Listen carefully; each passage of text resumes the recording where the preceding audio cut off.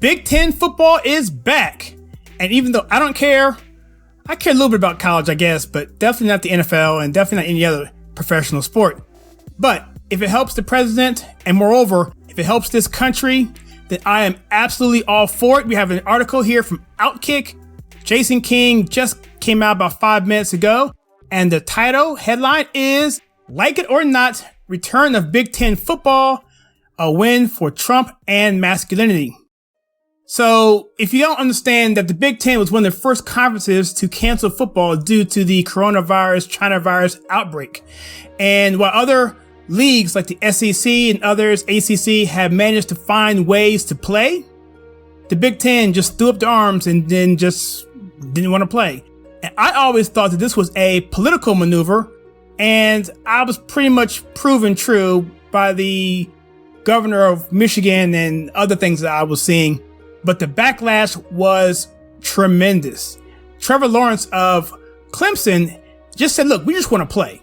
And I like the Clemson football team did a really good job of pretty much just say, hey, you know, they didn't say it in words, but it's almost like, look, guys, come on. Let's get rid of the politics and let's just play. I mean, they didn't say that, but if you read between the lines, you kind of get that perception. And so here's the article here. It says, Donald Trump's biggest bet is on masculinity. It's his calling card, his defining characteristic, his primary tool for re-election. His opponents showcase their alleged empathy. President Trump highlights his masculinity. Masculinity is an aphrodisiac, a reason to fall in love. Midwest people love football, a sport that rouses feelings of toughness, strength, and power. Now, if you haven't been following the polls, I haven't done a poll video in a while, but Trump is doing extremely well. He went from 48% on Friday. Coming Monday, he was at 51%. And that 48% was carrying even last week during the fake news dealing with the different stories that were coming out back to back. And he went down a little bit from like 50 to 48 and basically stood at 48. And when he got to Friday at 48, I realized he kind of weathered that storm because people understand that the fake news is the fake news. And he's just right now, people understand what's going on.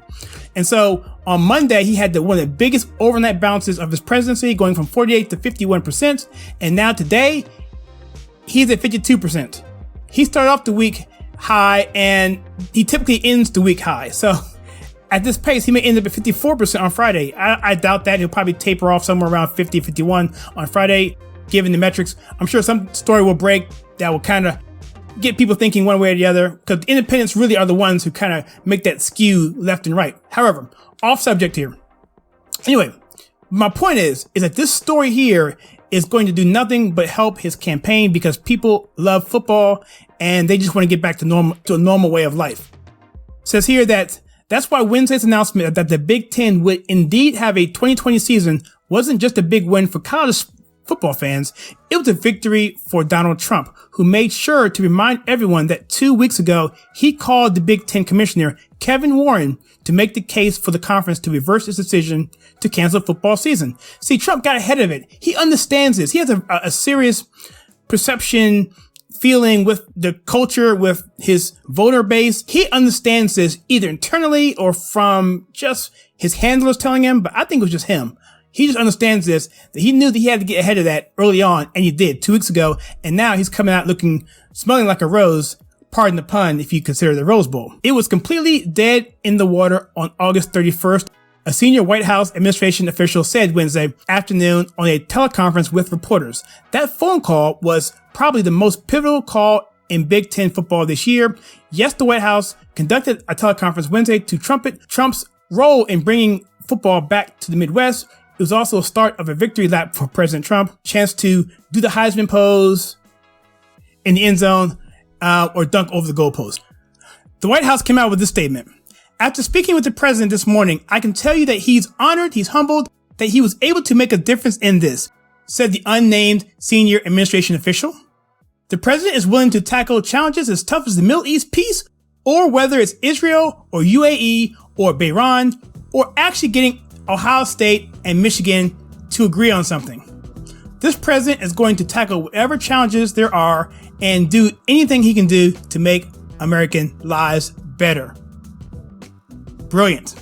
It sounds a bit hokey And overstated, perhaps, but Trump doesn't care. He knows Dan Wolken, Christine Brennan, and the rest of the woke sports media brigade will ridicule him for taking credit for the Big Ten's return. He knows they'll say a decision was made more for COVID-19 medical information or for advancements in testing procedures. But Trump doesn't care. As long as he looks masculine and not weak, he wins. And almost certainly, Wednesday's development will impact Trump's approval rating in the Midwest.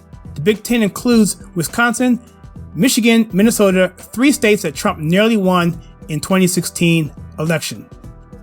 He did not narrowly win Minnesota. That's a misstep there. He won Wisconsin by a pretty good margin. He narrowly won Michigan, and he lost Minnesota by a narrow margin. That's an accurate statement. Now, during one of the darkest times in recent history, he's helped bring back excitement and energy to states when they needed them the most. So the important question is this: what do you think? Are you excited about Big Ten football finally coming back?